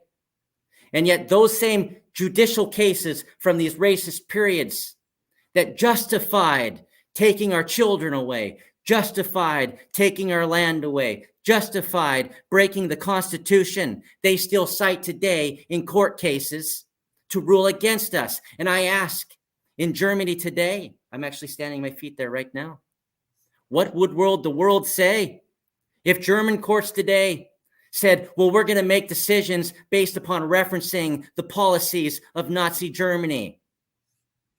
And Andrew Jackson was very much an Adolf Hitler in the American story, if not more so. And it's in that period that that little boy between 14 and 21 somehow magically came upon the teachings of the Midegah given by the little boy who came with the stars to remind the people of what was given by the first father. And when the great peacemaker came, he said, I'm going to tell you a little something extra. The first father and mother are buried right there. How sacred are you? And we can go and stand there and see stones stacked 3 levels high upon stone surfaces that we don't know how they're laid flat where they are so high. And between them, the earth and moss is concrete and petrified. No one can tell me that I have to assimilate. You are the child and we are the parent. You act with the 3-house government. And yes, I am a sword rod of correction for this people, severed at the age of 5, and I have been taught to teach by my people. You came to us to get the 3-house government given to us by the great peacemaker to live in balance. You came to us, the people of the eagle that flies the highest in the sky, and said, stand a little higher, as high as you can, to the Creator in every breath and heartbeat and step and action you do. They took our 3-house government and then said they had something new. They took our symbol of the eagle and said that they were something new. They're the copy of the real. And we're tired of it. And I don't have to say that I'm a beneficiary of an Italian explorer named Americus Vespucci who skirted down the coastline in 1502. I paid the price by fulfilling my treaty obligation in 1789 to provide support and defend that nation that said they would support and defend us against all sovereign enemies. And have they protected us from themselves? No. So I will choose first to say I'm a son of God. I'm Anishinaabe. You are Anishinaabe. Every one of you are a spirit lord. We're the only people that don't make an invisible line. And we're not, and it's only the reservation generation that thinks they can tell you you're not the same as us. Those who know the truth. These are ones that have never been in the lodge, that are generations removed. They think the reservation is their nation, forgetting their grandparents were marched there into places we've never lived. That you are also Ojibwe, a spirit within. You are sacred. Every one of you are in my tribe as an Ojibwe. When you believe these things are true, and if that's true, the entire Mormon church is my tribe. And I say, who are you to close the door? We want to come home. Sorry for... No, it's important. I feel like I wish people bothered to look into the Smithsonian more. We get so many, I mean, this is just one little part, but we get so many messages from people that say, yeah, but the official narrative is, and my brain explodes a little bit, you know, because they haven't bothered to look a little deeper than that. Skin legs. Ms. Kozakwe, that relates to thoughts. We're talking about reservation, isolationism, and trauma and suffering, and how people will identify themselves by their trauma rather than by who they are. And I wonder what you think about all that. Well, I think of it 2 ways. I think of it spiritually and scientifically. In training as a psychotherapist, I studied psychoneuroimmunology, which is basically the mind-body connection and how it works. And there's a lot of neuroscience going on today that shows how trauma actually reorganizes your brain in different areas. And so trauma isn't just a psychological affliction. It's also physical, and that's what people don't understand. It affects you physically. You look at the health of of our elders and of people that have lived on the reservations with poor food and poor homes and poor sanitation. And you see that they're living out their trauma physically. And I said something to Midegah earlier today to explain it. I'm obviously older. I live in an older 55 and handicapped apartment building. And the government had a hand in building this. Brand new building, a year old. And constantly everything is breaking down because there was no quality built into it. I can hear the toilets flush from the floors above me. I can hear my neighbor pee. Okay. And this is what we're supposed to be grateful for. This is what we're supposed to, I mean, I'm glad I have a roof over my head. Thank God for that. But there is no respect. There is no dignity. And it's like living on a reservation where you're being told what you have to do, when you have to do it. And the managers are the ones that tell you what you can and can't do. And trust me, there's more can'ts than anything. And this is how we treat our older people. And it's portrayed as being this wonderful over 55, whatever. And it's a hellhole. Okay. They don't even do the proper maintenance. So it's going to be another government boondoggle. So why should we, even about the Smithsonian, there's so much that's hidden and misrepresented. And the big term today is gaslighting, right? The psychological, making people disbelieve their own experience and their own thoughts and their own perceptions. And that is constant. That is constant. So the trauma is being relived over and over and over and over again in these circumstances. I have to turn off the TV. I can't even listen to the news because I don't believe a word of it. And it's like what you were saying about, when you first came to realize that you can't trust the government and all of that. And that's because they keep doing it. They keep re-traumatizing us over and over again. Yeah. And it's not just the indigenous people that this is happening to. It's happening all over. And if I can get out any message to anybody, it's, believe your experience, believe your spirit, tune into how you really feel about things, not what you're being told, because the chaos will continue until we find the balance, until we find unity. And I believe with my whole heart that the healing of trauma comes in the unity of finding out who you are, who you really are, not who the trauma tells you you are.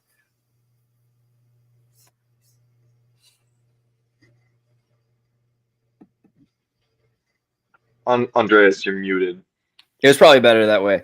No, I was just saying it's so crazy to look at how you look at people, the fruits of their labor is such a real thing. If people are able to become themselves and help their children become themselves versus if you systematically traumatize someone and biological epigenetic responses happen. And then you do that generation after generation. And we're like 400 years into this. It has effects, and it definitely affects the identity. And it's really hard for people to figure out, how do I listen to myself? How do I trust myself? I'm supposed to trust this person who's abusive. I'm supposed to trust the state, this culture that's abusive.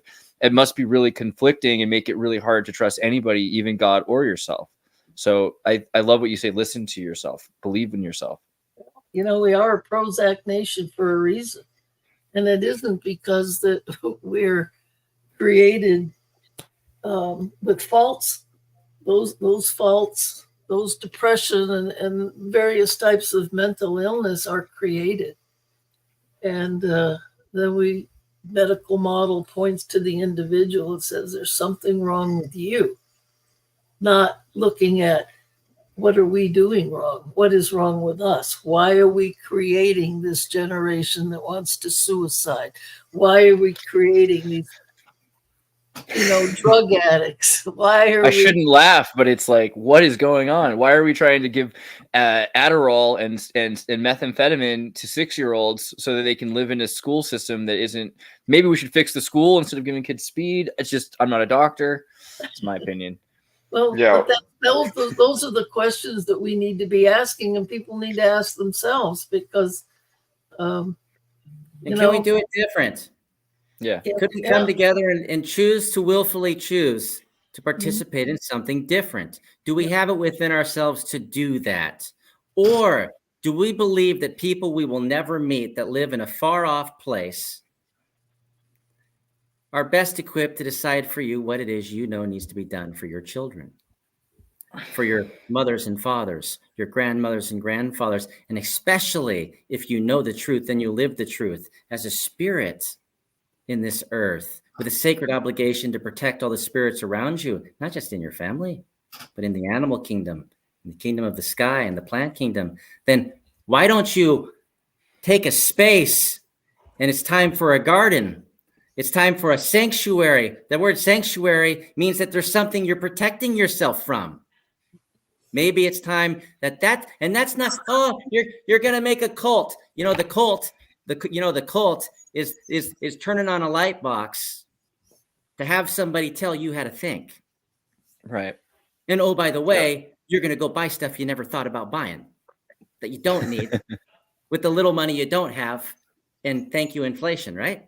So these are things that, if a cloud builds over land and sucks all the moisture, creating a desert, and then takes that cloud somewhere else and drops the rain, why would you ever think that you'll ever have anything grow again?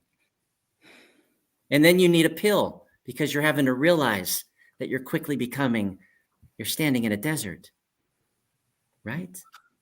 Spiritually, things to think about. Something that a lot of people want to ask you about is Dave Butler had something here. Oh, Dave, go ahead. Sorry. Oh yeah, I didn't mean to cut you off, but I'm curious. It's clear that you have a strong sense of mission, and it's clear that there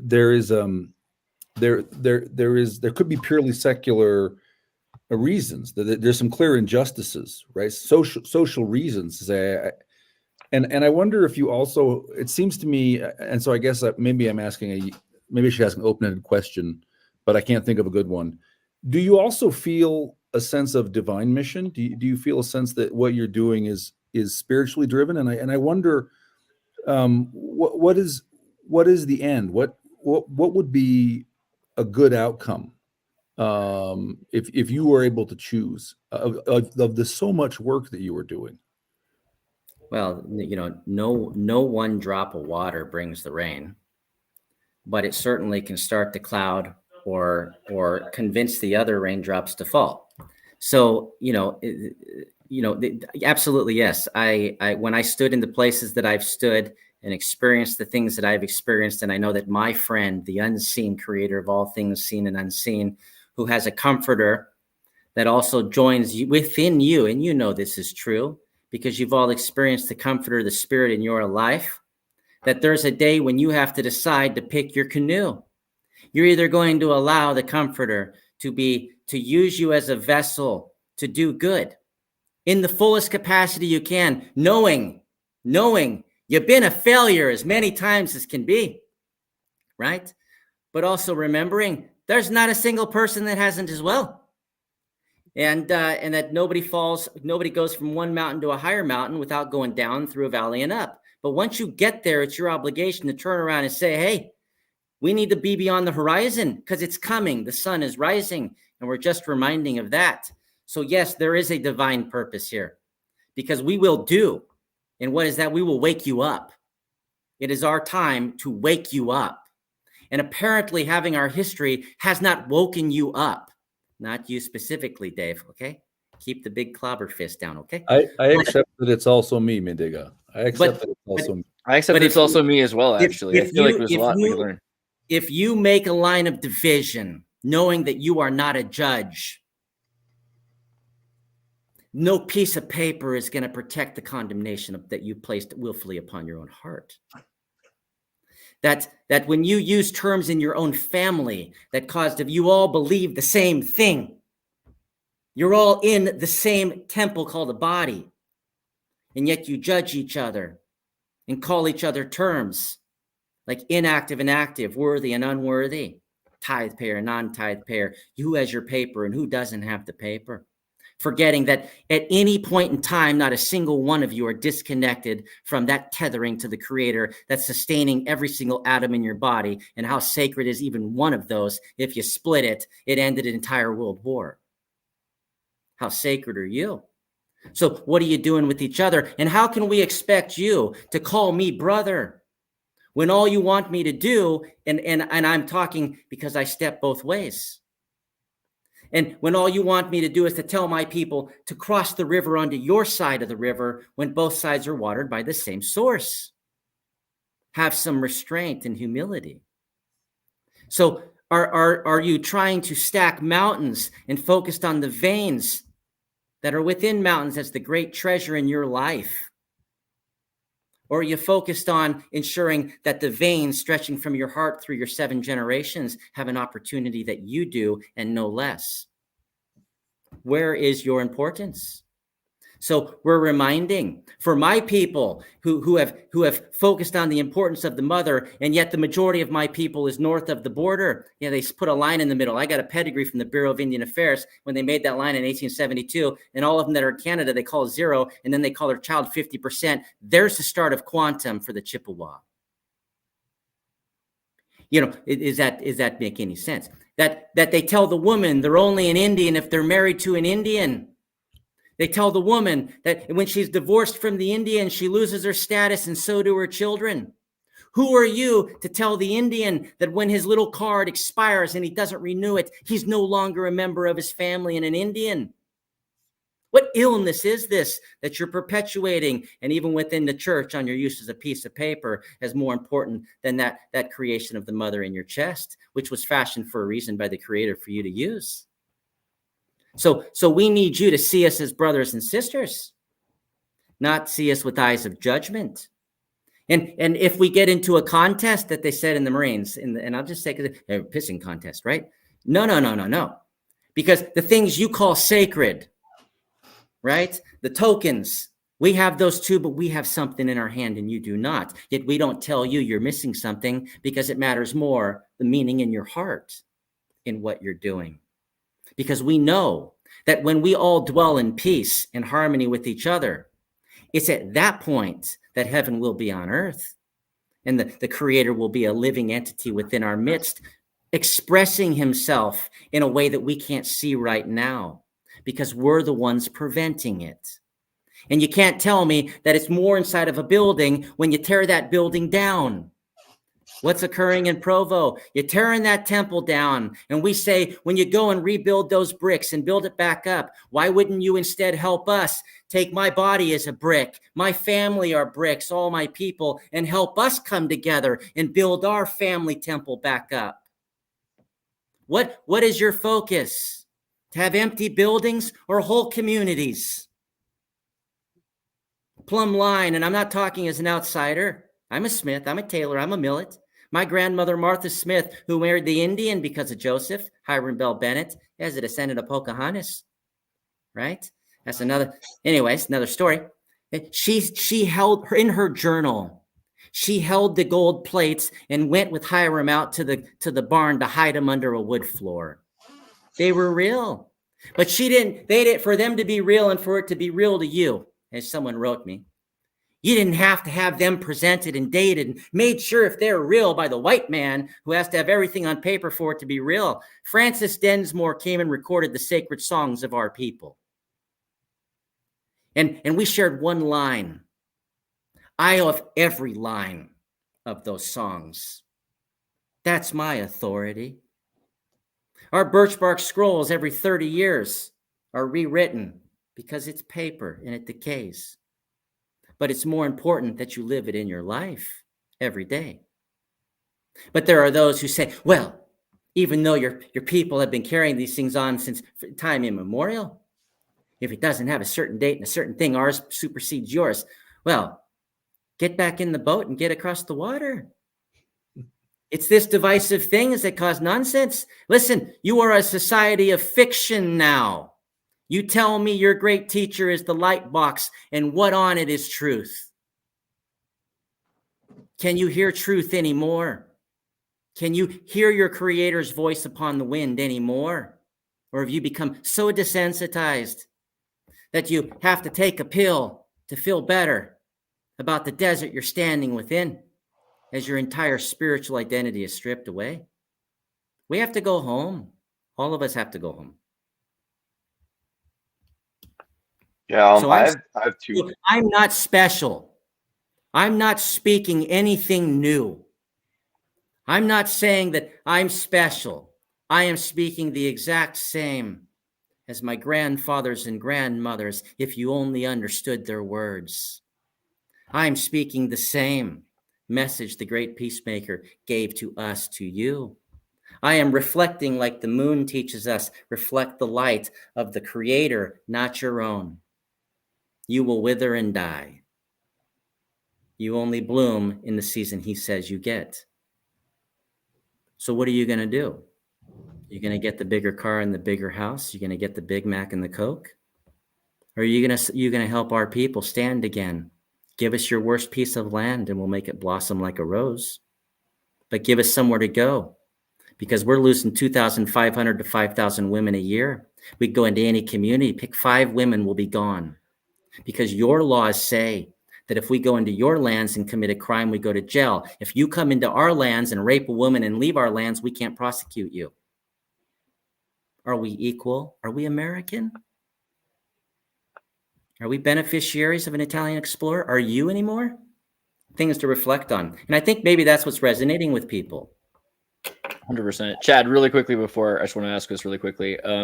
You've maybe seen the Jesuits, like and don't get me wrong, I'm not like super, like, the way I look at it is some of these early Jesuits were extremophile travelers. And by the time the message got back, which makes sense why someone would talk to them. Oh, you seem interested in what we have to say. But the people who stayed back in the Vatican then sent out to destroy and burn. And we have so many examples of the Vatican stealing books, burning books, keeping the information from the rest of the world and from the people they stole it from. So there's that. But then there was something kind of interesting recently, which was like the Timbuktu manuscripts. They apparently have had 500 years of manuscripts they hid until 2014 because they were afraid they were going to be destroyed, right? Like maybe Muslims and Quranists would have not looked at the indigenous work that they had. And now they're starting to digitize them. Now we're starting to see them because you can copy them and make sure no one's going to burn the book. My question is, you've talked a bit about some sacred scrolls, and maybe you want to elaborate a bit about what those are. Yeah. Hey, we had something happen a couple years ago that I was a part of. There's a reason Miss Kozikwe's traveling with me. She's pretty also cool. TV centered too. Hey, if I say something out of line, she's gonna digitally choke me. So and let me tell you, there's nothing worse than the stare, right? So dare to be aware, right? And so because of this, the Midu lodges from the East Coast all the way to the West Coast. The Nez Perce, where I grew up, are Anishinaabe Ojibwe as well. They're Algonquin. They speak Ojibwe-Moan as well. Wallowa Lake, Lapwai Valley, where Chief Joseph's people were put in the worst valley in the entire United States, possibly the world. I grew up there, and it is literally not very nice. And it was a penalty, right? But all of those lodges have been communicated with, and the keepers, the very few that they are gathering the week before the Heartland gathering in September, they will be gathering in the Mi'kmaq Nation. Currently, right now, the grandmothers from the Azteca at Palenque and the Yucatan, Maya, they're there right now working on the lodge. And everything that's survived is being taken back and for the first time opened up within all the elders together. And at that same time, I'm taking the scrolls that were given to me in my sacred place where I stood to remember and to teach about the heart of the first mother and father and what was important. And I'll be taking those with elders who are from there to Wisconsin, which was the seat of the Ojibwe Nation. Literally, you will be able to stare at it right out the window. And we're going to have them in glass cases, and I will let you touch the glass, and we will let you see them. And then those that are gathered together by the elders, they will make a decision on how they want to present them. But they will, because it's time for you to wake the heck up. And the things that matter most. Now, these aren't going to state anything that you don't already knew if you see clearly. But they are going to tell you that the curriculum of the U.S. Department of Education is meant for assimilation and to make you a cog in a destructive element to destroy the earth. That the only thing that is valued is finding a newer, faster way to take things from the earth. And let's just logistically say, if it doesn't replenish faster than you're taking it, as you find out when you run your bank account in the red, what are you going to do? So your generations from now, Andreas and Latter-day Chad and Dave Butler, well, Jody, you know, they're looking back with you with either love because you chose to be the grandfather that restored hope, or hate because even breathing is difficult for them and hope is gone. But we believe right now, if there's only one ember left in the ash, let's give it some breath, rebuild the fire. That's our unity. That's our unity. We didn't inherit the earth. We weren't given the earth. We inherited it from our grandchildren, right? I think is the. That's right. It's Chad's turn, but I just wanted to say, like, with programming and AI, let me help. Let's get that out there to people. Hey, yeah. Chad. I want cool little stories too. Get some stories that are amazing. Two things. One, first, just real quick, I would now. Not really. We don't have the time to do this, but if you have time sometime, I would like to go in depth with you about the lodges, because I do think that would be very helpful for us. Like I said before, everyone's like, even amongst the church, like, oh, Joseph Smith, he stole that from the Freemasons. And the temple, the ceremonies, the meaning of it, that's like the most important thing. It's trying to teach us, like, everything in the temple. They think, oh, it's just this thing we go through, but it's teaching us what to do. It's giving us directions to live where in to your go. temple. Exactly. Right. So to understand that the temple actually is a genuine thing is, I think, something the Latter-day Saints need to know, because there's just this accusatory fog around it now that they don't see like, the intention. I even have a friend who shared a story with me. Something weird happened to me after I was endowed, and he tells me that after he went through the temple for the first time before he went on his mission, essentially an angel appears to him, this being of light, and tells him, oh, the church is doing these evil things in the temple, because he was questioning it with all the things he's heard. And then he tries what Joseph Smith said. He shakes the hand and he doesn't feel anything. It feels wrong, right? And then, he puts his hand to the square and casts this thing out, this foul thing. And it's a demon, right? But these are real things. And I really think going in depth about that stuff would be helpful, because the Latter-day Saints are just dwindling in faithlessness and unbelief. And the other thing I wanted to ask about is, I remember you mentioned this briefly, I think, on Latter-day Watch's channel, about the 3 Nephites visiting your people from time to time throughout the ages. Okay. What could you share about that? That's another podcast. Hey, now listen, back to the temple. These are sacred things, and you used to take covenants that you would safeguard these things because they taught you how to live. They taught you how to live in the temple that was gifted to you. You are first and foremost a spirit. We talk about science now. We know these things now. We know that, there's a lot of space between atomic elements. These little things get stacked. And if all the atoms in a human body, except for Dave, could touch, they'd be a sphere the width of a human hair. So what are they painted upon and through, and who are you, and why can't you see clear? We have a flaming sword placed in front of our eyes. It's called light. It comes from that big fireball in the sky, and it bounces off these things, and it creates the illusion of something that's more real than what's really there.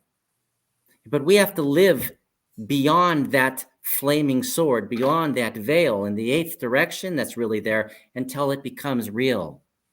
Okay, so we can talk about some things with the temple. We can talk about some things, and then there's some things you can't talk about, right? There are some things we can talk about with the lodge. and the 4 rooms. You can Google 4 rooms, you see pictures, you know, it looks like animals. You don't know what's going on because you don't see animals as having worth and having a teaching. You've been taught that by your culture, right? You see them running afraid and you throw rocks at them or you try to kill them, not understanding they have children too. They have mothers and fathers as well. And we forget these things. But I do want to state that many of the LDS think that they're special because they can walk through the center little table and the person who checks the card. Well, let me break that myth real quick for you. When I joined the Marine Corps, it was at the same time that my brother went on a mission and was like Superman. I have a twin. Okay. Was like Superman, literally one of the greatest missionaries you could ever imagine. Now is transgender. But don't judge people. We don't know their story. It's not my place. They're in their own walk, right? Well, I went to boot camp because I had a dream. I was surrounded in darkness. I saw yellow footprints. I went up to Portland, Sylvania campus from my uncle's house, and I put it into Excite back in 2000 in December. They didn't have Google. It was called Excite. It was a search engine. I remember. Excite. Yeah. And I typed in, pictures popped up, a boot camp. I went and told the recruiter, and everybody wanted me to go on a mission. That's what was good. That's what God wanted me to do. I know what God wants you to do better than I know, because you're tethered and connected to him, and he's whispering and inspiring you in what it is you're supposed to be doing. And sometimes you dumb it down and ignore it. Well, I listened. 3 weeks later, I was in boot camp. And the first call I got when I called home to that aunt said, who I love, said, good riddance to bad rubbish. And yet, each week, because of my spirit and my happiness, there's a certain unity and struggle. 10, 20, 30, 40 people come into church with me. Just a sanctuary, a place to be brothers and sisters, not a place to be more special than others, a place to breathe. That I got picked up on graduation day by President Victor Biberston, the branch president, who drove me in my Marine uniform. Oh, you have to wear white. You have to wear a tie and a suit. That's a lie. And I got taken to the temple, parked outside. Get out of the car, Brother Taylor. Took me to the door where I met President Clark. He was the temple president at the San Diego temple then. And this was April 27th, 2001. And they walked me in. I did not have my Melchizedek priesthood. I did not have a temple recommend. And I was walked directly through all the way to the back into the rooms. And I was sat down. I was in places that the 90% of the Mormons and how they talk to each other and their families, you're not allowed to be unless you fit a certain criteria. And most of that criteria in the very first paragraph says, don't judge each other by it. Don't constrain yourself by it. You choose to do that upon yourselves. Is that a means to prevent somebody from getting an education of who they are in the temple that's right here? I was taken back there in my Marine uniform, sat down, given my Melchizedek priesthood right there in the temple, given my temple recommend right there in the temple. Went through the temple and for the first time saw this is the same as what I already had with my elders in the Nez Perce Reservation at the lodge. There's a flowing river, and on each side is land. And if you spend all your time pointing the finger at your brothers across the water, that they will never get there unless they come where you are, you forget that the water is, the river is equally providing water to both sides. And that you don't even objectively question your keys and your authority as you judge everybody else. And each of us are guilty of that, correct? And you forget, were any of the keys that were placed upon this continent ever given to you to have? No.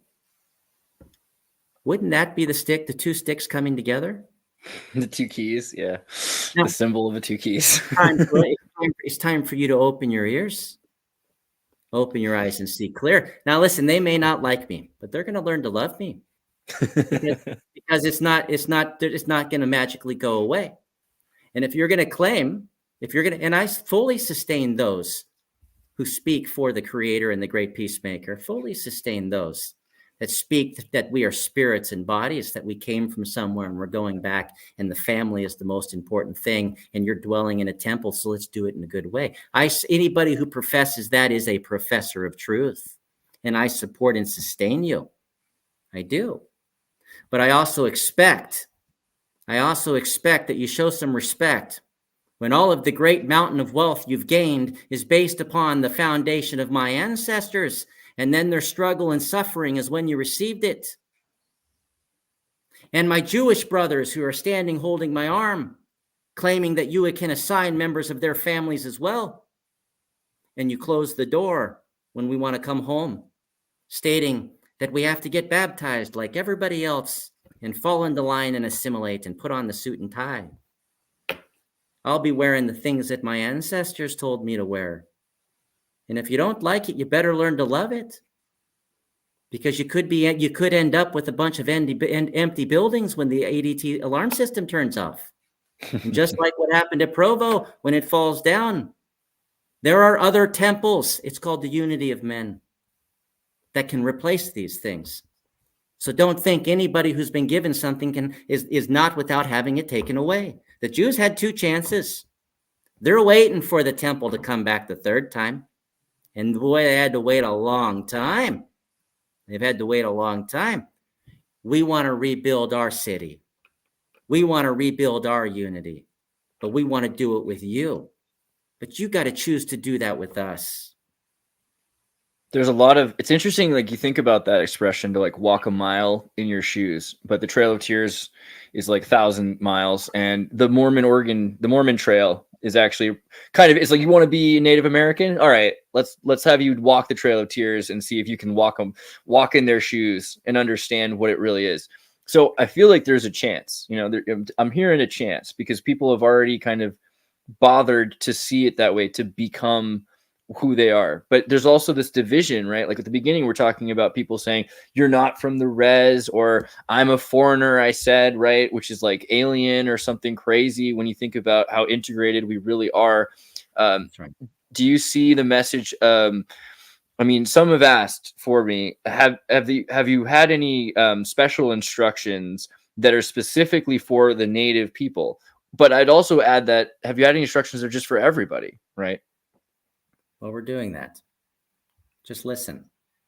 Listen and watch. We're doing that. We're giving you the message. One drop at a time, one line at a time. There are other elders that are gathering the people, but our communities are like your communities. They're divided. There are those who don't know and are blinded, and those that remember and are seeking for something better.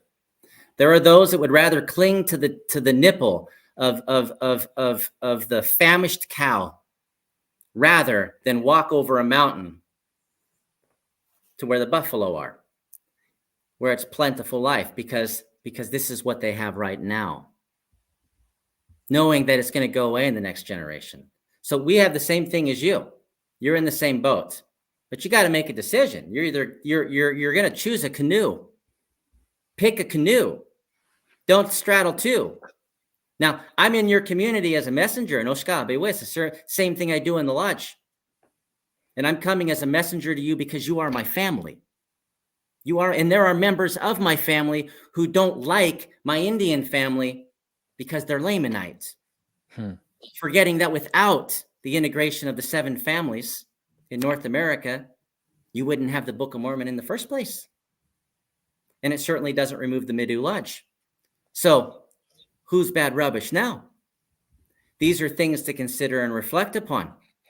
And but the most important thing is we want to go home. And that's the song I wanted to share with you before we left.